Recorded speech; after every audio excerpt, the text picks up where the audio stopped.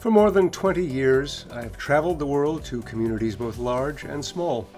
Most have called themselves smart cities, with the latest and greatest technology, smart parking, smart traffic, lighting, and transit. But I wanted more than just smart. I was looking for what made the community a great place to live, to work, to start a family, launch a business, and make room for the next generation. My question was, how smart is your city, really? Well, let's find out, here on Intelligence Test. Let me tell you a story about a place that could have gone into decline and didn't. It's the city of Kingston in Ontario, Canada. Now, for a long time, its economy was about two things: hosting government facilities and welcoming tourists in the sunny months. Economies like that look stable, but stability can be just another word for slow decline. Well, Kingston did reach a turning point. A big ice storm shut down power and communications for weeks and made decaying infrastructure a big public topic. Downtown stores were being boarded up because few people lived downtown, and big box retailers, as they were elsewhere, were building on the outskirts. So economic decline became a big topic. Then in 2015, a new mayor and council took office, and things began to change. From 2019 to 2025, the city created more than 11,000 new jobs, gained nearly 20,000 new citizens, and grew its labor force by 15%. 2025 was the real milestone, the first year when more people were employed in the private sector than in the public one. Now, I learned all this while conducting the audit of the city that allowed ICF to certify it as an intelligent community. And now is our chance to learn what that really means. I was joined on that audit by Kelly Rowe, a researcher, advisor, and management consultant for municipal, provincial, and federal government.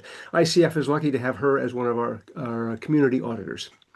And we had the pleasure of meeting our guest today, that mayor who was first elected in 2015 and is now in his third term, Bryan Paterson. Bryan and Kelly, welcome to the program. Thanks very Thanks for much. having us. Great to be here. Okay, so Mayor Paterson, Bryan, I'm going to call you both, depending upon how I Please. feel. I started by talking about Kingston as it used to be. How would you describe the city today and what you think makes it a special place? I mean, I think, Kingston's always been one of the most historic cities in Canada. And I think that that brand worked for a while. And as to your point about how it would attract tourists and, it would be a place that people might stop in and spend a few hours just to see some picturesque history and our spot down by the water. But I think that today, I think what we're really in the midst of is a rebranding of the city as really kind of a knowledge center that punches above its weight. It may not be the largest city in the province of Ontario or in the country of Canada, but it's very much on the radar where you see some leading world-class research in our healthcare and some of our sustainable manufacturing industries. And I think that celebrating the collision between that old history in Canada, but also the modern 21st century embrace of technology, and what that could mean both for the economy and also for citizens' quality of life. And so I think that you're seeing people not only want to visit Kingston now, but actually think about starting a business here or moving here permanently. And I think that's been the sea change that we've seen in the last number of years. Yeah, it's funny when you first arrive there, you think, wow, this is just a beautiful little town, and then you get, well, we had the privilege of digging underneath that veneer a little bit and finding out a great deal more. Yeah. Yeah, it's funny because I can see it from the lens of an outsider. I didn't grow up in Kingston myself. I was from the Toronto areas, which is obviously where a good segment of the Canadian population lives. And so when you see it through that lens, I think it enables you and helps you to be able to with rebranding and reframing of the city so that people see it as more than just a nice place to visit, but something that actually you could do great things in, and be able to have the promise of building a business, being an entrepreneur, and ultimately building a life, which is ultimately, I think, key to the success and the sustainability of the community. Kelly, I think you had a question, right? Yeah, I'd love to touch on the topic of talent. And specifically talent retention. So, a lot of us know Kingston as a university and college town, right? Brilliant university in Queens, some great colleges. But every year, you've got these graduates graduating that maybe come from the GTA and the 905. And then a lot of them historically have, packed up and left Kingston. Now we understand that is changing, and some of those graduates are now choosing to stay in Kingston. And so we wanted to ask you kind of what is it about Kingston? Kind of why are they wanting to hang around now when they may have chosen to leave in the past? No, it's a great question. It's very personal for me because that was my story, right? I came to Kingston to attend Queen's University, do my graduate work there, and I'll be honest with you, I never ever would have contemplated before I came staying in Kingston. Again, that was the mindset. Okay, you come, you go to Queens, and then you move on to another larger urban center. I figured that I would land in Toronto or Montreal or Vancouver. But ultimately, the quality of life here is second to none. So I don't think that it's hard. It's not hard to twist someone's arm to say, "Would you like to stay in Kingston?" I think when I talk to students, most people say, "Yeah, of course, we would love to stay in Kingston." Everyone talks about how they have a fabulous time here. It's walkable, it's green. You've got this amazing waterfront. It's got all those charms of a university town or city. So really, I think it was first and foremost breaking through that mindset to say, oh, no, no, there's actually some amazing career opportunities, leading edge stuff that you could do here, which I think that traditionally wasn't really well communicated. Well, and it didn't even exist, to be honest. And then once it existed, you got to tell people about it. I still remember the first time I went to a job fair at the university as the mayor, and I spoke to everybody there, and I said, listen, traditionally this has been overlooked, but there are actually some amazing leading edge career opportunities here. And I mean, Robert, you talked about in the intro about how our private sector is now larger than our public sector. That's huge because you think about all the students that would come, and those public sector jobs, don't get me wrong, like they're stable and they're good paying, but it's really hard to break into the public sector as a university graduate or student. And so I think that most students for the longest time in Kingston would wrote off any thought of actually staying in Kingston. So I think that that's been our big focus is educating them about the companies that we have been able to attract, what those opportunities are, and then when you throw in this mix, in this age with affordability, Kingston is a more affordable community than some of the other larger centers. And so suddenly you start to get this secret sauce and this great mix of being able to offer, world-class, amazing career opportunities with a great quality of life, more affordable than other cities. And suddenly you don't have to like beg people to stay. Suddenly now people actually want to stay, which has been exciting to see. And obviously that's created some really good momentum for us. That didn't just happen. I reread our report on the audit, and this figure jumped out at me. The city organized 90 staff members into 9 working groups, each devoted to a different aspect of workforce development. That's impressive. But what was it that emerged from all that effort, right? I'm interested in process. What is it that emerged from that effort that began the process of turning this talent retention problem around? Mm. It's a good question, Robert. I think the word that comes to mind is community collaboration. And this is one thing that I have found. I think that I think this is actually one of Kingston's greatest strengths, is that we're of the size where you can bring all of the main players to the same table. Like you couldn't do this in a very large urban center, but you can in a quote unquote medium-sized city where you can bring the university and the hospital, and you can bring your major employers, you can bring the city, you can bring your employment agencies. You put everybody around the same table, and that ultimately is the key to then developing the right strategies, the right messaging, the right way to be able that we even had data people come in and say, okay, these are, do the work first, understand where are our biggest gaps, and then how do we then strategize together so that we can work on those gaps. I remember a story about in the midst of that where some of our biggest employers were basically just competing against each other for the same talent pool, right? There was a shortage in that time. I'll give you the example of registered nurses. And so you had the city's long-term care homes and the hospital and some of these other agencies all competing for the same workers. And it was very frustrating, and no one's really getting any traction. And so it's just the magic of when everyone's at the same table to say, okay, what our strategy really needs to be is how do we attract more people to come and move to our community? So itemize the advantages on the affordability front, on the quality of life, on what, the spousal opportunities as you grow that, your economy, that there's just more crossover, more opportunities for families. So people suddenly you can start to attract, and then you're growing the overall talent pool.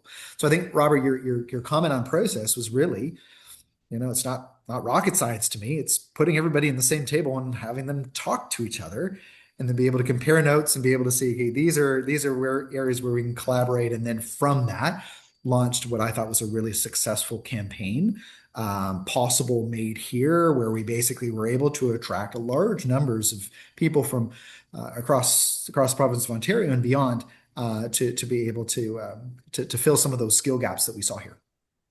Interesting. You're also doing something that engineers value, which is finding out what the real problem is. The Yeah. data piece was key. The data piece is key because you know what? Sometimes you go on anecdotal stuff, and sometimes that's not actually reality. And so our thought of like, okay, if we're going to do this, we need to know what are our gaps, and we need to measure and be able to update, and make sure that our strategy and our action items are actually aligned with what's the reality, what's happening on the ground. And so, in retrospect, that was probably one of the other key things that we did. Yeah, it's always frightens me how many of our decisions are based upon something we just sort of heard, Yeah. heard while waiting And in it may line. not even be right. Yeah. I wanted to talk, well, maybe kind of follow this thread a little bit on quality of life. So during our visit, we heard something we didn't expect to hear during the audit. Someone said, "There's nothing really special about Kingston." And well, we know that's not true, but we think what the person was trying to say was, there's no Niagara Falls, there's no like big Guggenheim Museum, there's no major attraction, right? It's simply a beautiful place to visit. It's right on the lake with a cool downtown. It's got, great quality of life. And you guys have put a lot of thought and work, as you've mentioned, into making it that way. So maybe can you give us some more detail on the examples of how that gets done, practice? Yeah, I mean, I think that so first of all, I agree with that comment, and I agree. I think the interpretation of it is important. The sense that there's no, I actually think that there's a risk if there's only one thing in your community that you hang on to. What if you lose that thing? Or what if the industry connected to that thing goes away? Then I think you're really exposed as a community. So I think for I think for us, the work we tried to do is to diversify, and obviously we're a medium-sized city, so you can't diversify into everything. You still have to have those hard conversations about what are your competitive advantages. But with that, be able to diversify to a few different things that we can, you develop an elevator pitch for a community, right? And so, what are those things, right? Well, when you've got an urban center with a large rural area around it, one of the things that created was an attraction in the food processing industry of all that, right? Because obviously then you've got the talent and you've got the manufacturing in the community, but then you've got access to great agricultural resources around us.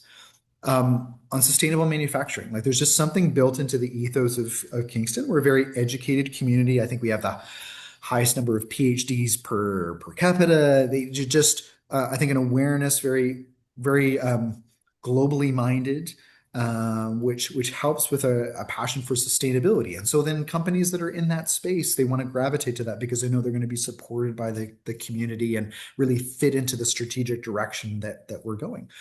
The the talent attraction piece, the fact that you have that university and what an asset that is. Do you know for the longest time, university and the city really didn't do much together, right? They're in the same space and it's a marriage. Like one thrives based on the other. There's an interdependency that's important, but it's funny how for the longest time there was actually very strained relationships between the city and the university. So I think that was a paradigm shift to say about how, the university needs the city because university learning has become more applied and there's a greater desire to get your hands dirty. And so even next week, I'm part of the PhD Community Initiative program, where PhD students are actually going out into the community and actually doing like living lab test runs, working with agencies, testing their theories on the ground.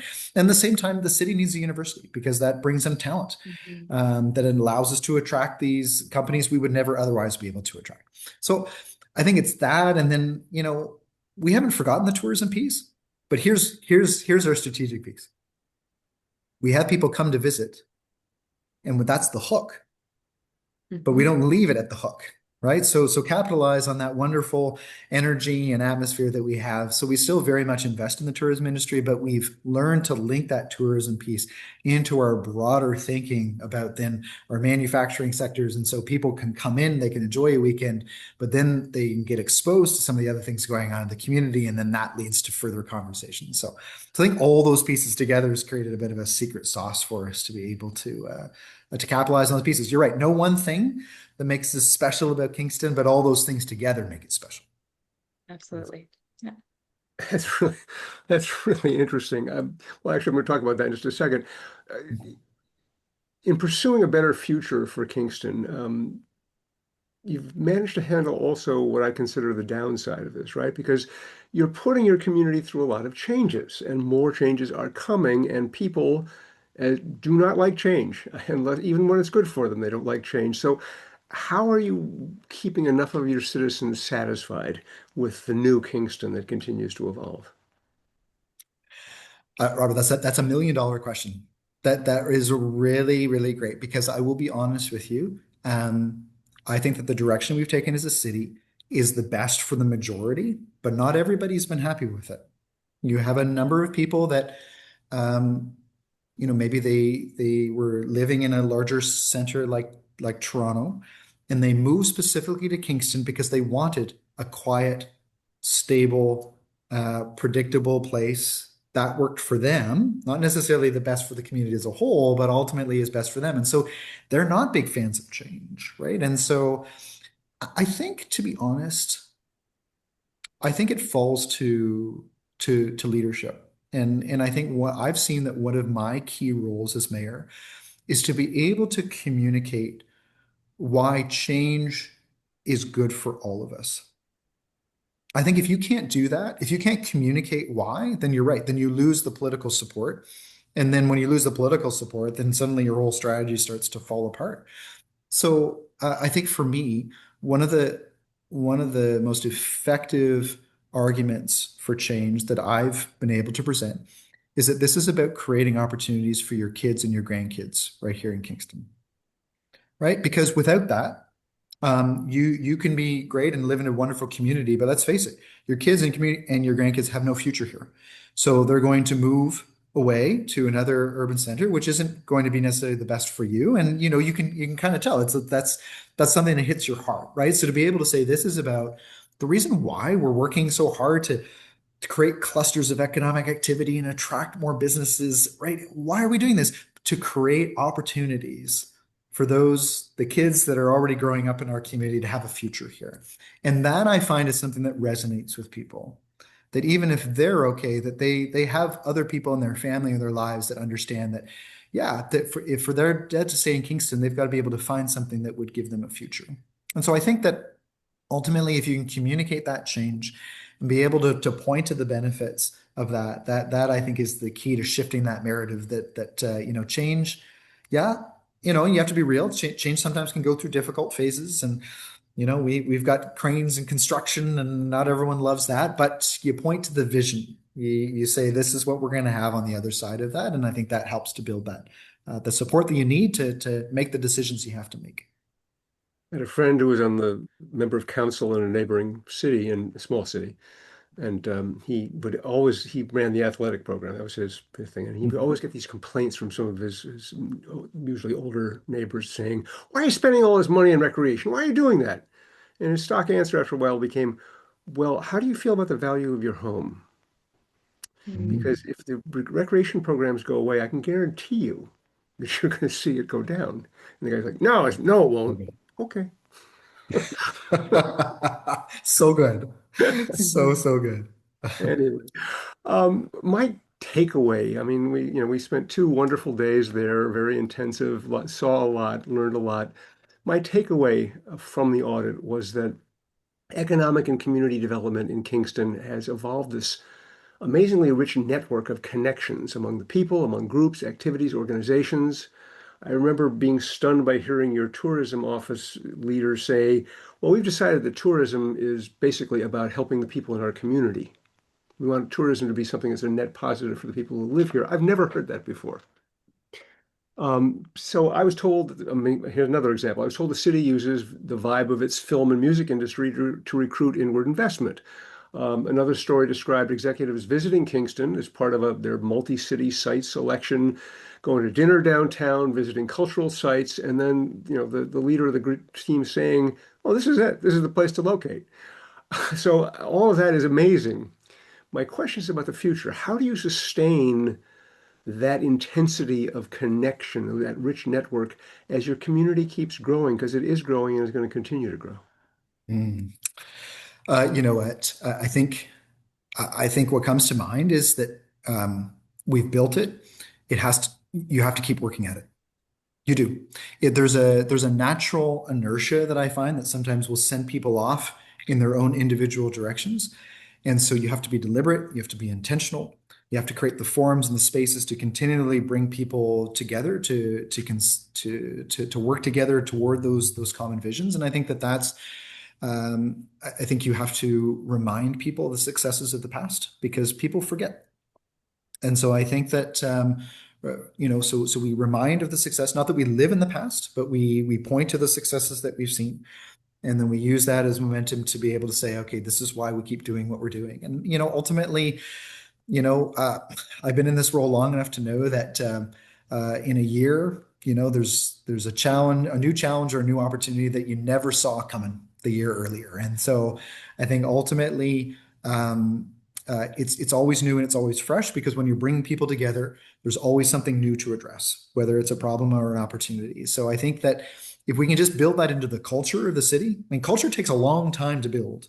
But my hope is that long after I'm out of this office, that we will have sufficiently kind of infused that culture, that there's always people there that see that value and can be intentional in continuing to foster those conversations, collaborations, and seeing how it's in everyone's best interest, as you say, to work together so that we can push the city forward. Well, that is a great place to end because we do have to end. Bryan, I wish that you get to stay in that office as long as you want. Then say, "All right, I'm done." So thank you very much for sharing those insights. They were the work we do at ICF, we're constantly finding people like you who are, in some ways, they're all saying the same thing, but in each case, it's unique to the place. And I think Kingston just offers some great examples. So thank you very much for staying with us. And here, I'm an American, so I got to say, we'll keep on manufacturing those challenges for you. Right now, we're really good at it. Oh my gosh. Well, thank you. Listen, it's been a pleasure connecting with you both and just so appreciate the vision of ICF and what it's meant for our community and seeing what we can do to push forward together. But communities on both sides of the border, whether in Canada or the US and of course around the world, it's a great vision and great momentum that we're pushing forward here. And so we're happy to be a part of it. Thank you. And Kelly, thank you for joining us. Yeah, thanks for having me and great to see you, Mayor Patterson. Okay, many cities and regions do look to ICF for help in accelerating And we offer a strategic framework that they can adapt to their unique needs. We can assess where they stand today and their potential for progress. And we provide economic and community development services to support them along the way, including certification as an intelligent community. And you can learn more about them at intelligentcommunity.org. While you're there, you can find a detailed profile of Kingston by clicking on the network menu. You can also explore having ICF certify your city or region as an intelligent community. Visit icfcertification.com for details. Intelligence Test will be back next month with more exploration of what it takes to make a city or region succeed in our hyper-accelerating digital century. For ICF, this has been Robert Bell and Kelly Rowe.